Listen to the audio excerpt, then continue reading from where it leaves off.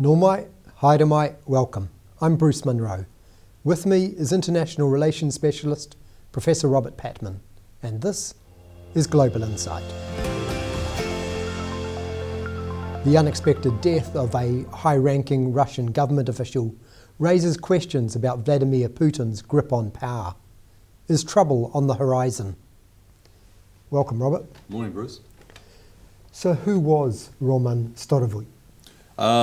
Roman Starovoyt, it was the transport minister. He was appointed last year, and he was previously governor of Kursk.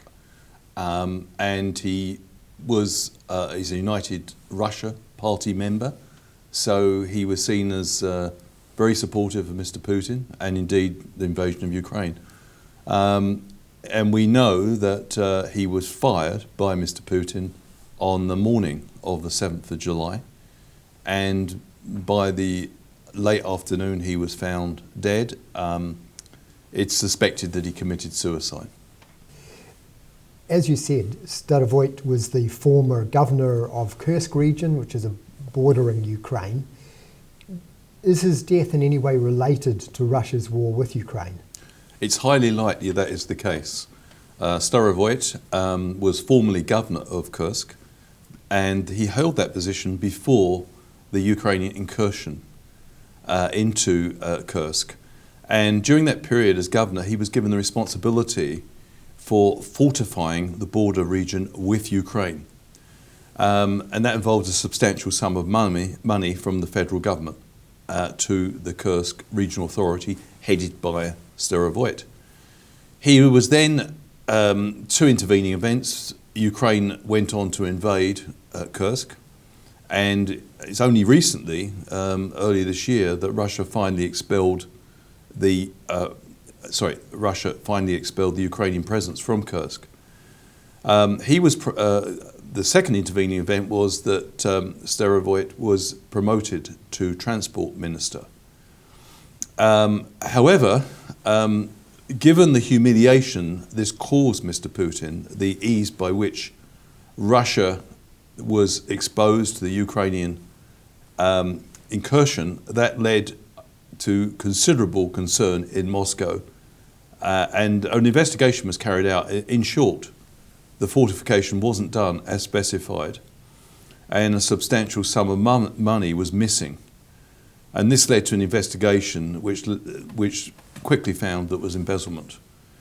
And all the investigations seemed to lead to Starovoyt on the face of it. This is all reports in local newspapers in Russia. So circumstantially, it appears that Mr. Putin, who saw the Kursk invasion as a huge humiliation, decided that Starovoyt was responsible for the embezzlement of money which led to his political humiliation. And on the 7th of July, Monday, Mr. Starovoyt was summoned to the Kremlin and dismissed. And within hours, he was found dead in his car in a park outside Moscow in the suburbs, and apparently committed suicide. Whether he killed himself or he was killed, what does his death tell us about Russia in 2025?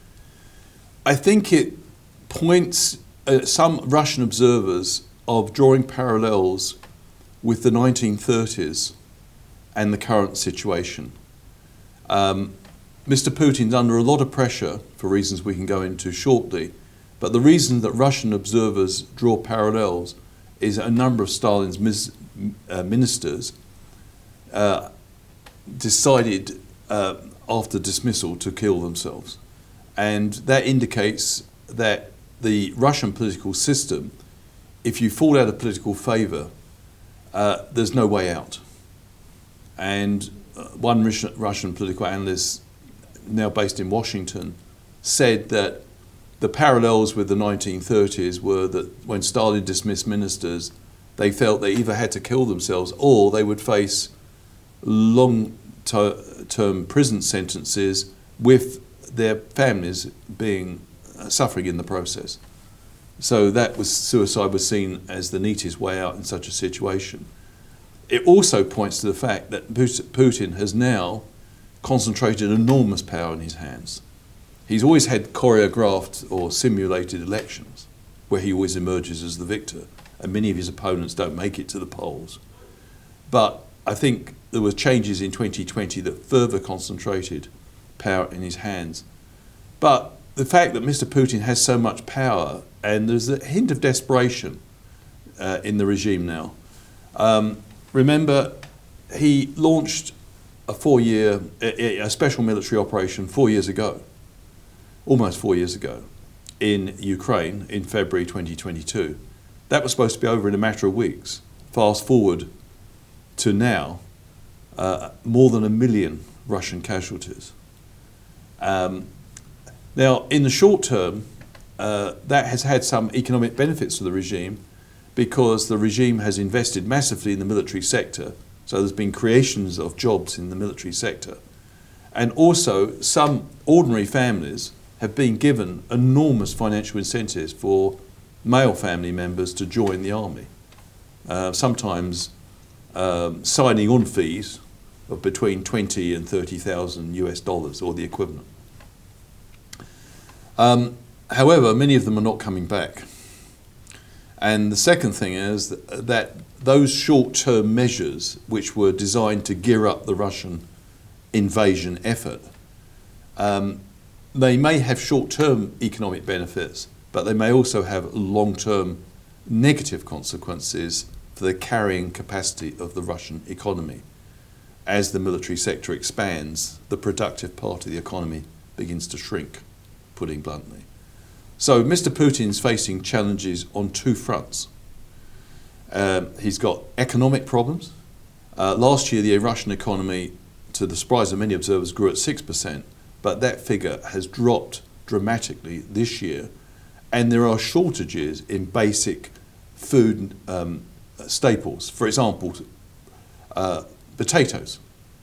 Mr. Putin conceded there was a shortage of potatoes. The price of potatoes, which ultimately forms the staple of most poor Russians, they rely on potatoes a lot, has gone up 167% since the beginning of the year. And other basic food staples are also rising sharply. So that's a worry for the regime. The second thing that I've already mentioned, but I think it does need to be emphasised, another major challenge for Mr. Putin is on the military front.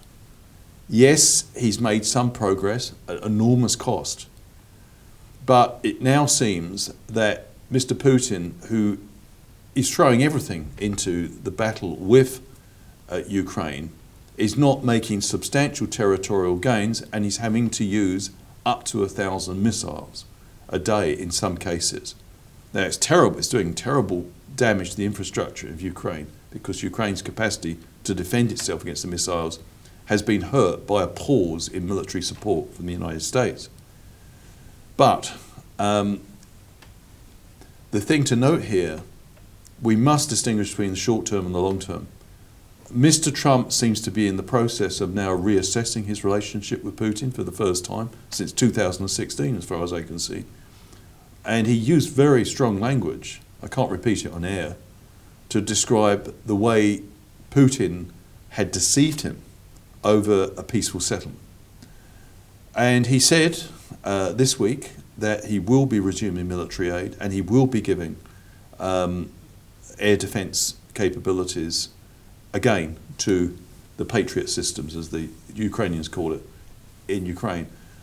So this is a very fork in the road moment for the Putin regime. It's concentrated ever greater power in its own hands, and yet the conflict in Ukraine is imposing ever more strains on the Russian population. So yeah, I think the situation shows, and I think the transport minister's death shows that the pressure is ratcheting up. And since Mr. Putin has so much power in his own hands, he can have scapegoats, like his transport minister, which is, analysts at the Kremlin say that this is a way that a dictatorship tries to deal with pressures to find scapegoats. He was responsible for the lack of investment in borderfication in Kursk. That's the subliminal message. But he may run out of excuses if the problems escalate. And that's the danger that Mr. Putin faces. So there's two ways out for Mr. Putin at the moment. He could withdraw his troops from Ukraine and try to repair bridges with the West. I think that's highly unlikely. And he probably wouldn't politically survive after being responsible for so many Russian casualties in a so-called special military operation that was supposed to be over in a matter of weeks. A second way out is that someone will decide, possibly someone within his regime, that they can do a better job than Mr. Putin of running the country. So, yeah, I mean, Mr. Putin, it's a sort of what one analyst called a put up or shut up time for Mr. Putin. So it is, I think this death is significant, what we've witnessed in the last week. Thank you, Robert. And thank you for watching. Catch us next time on Global Insight. Ka kite anō.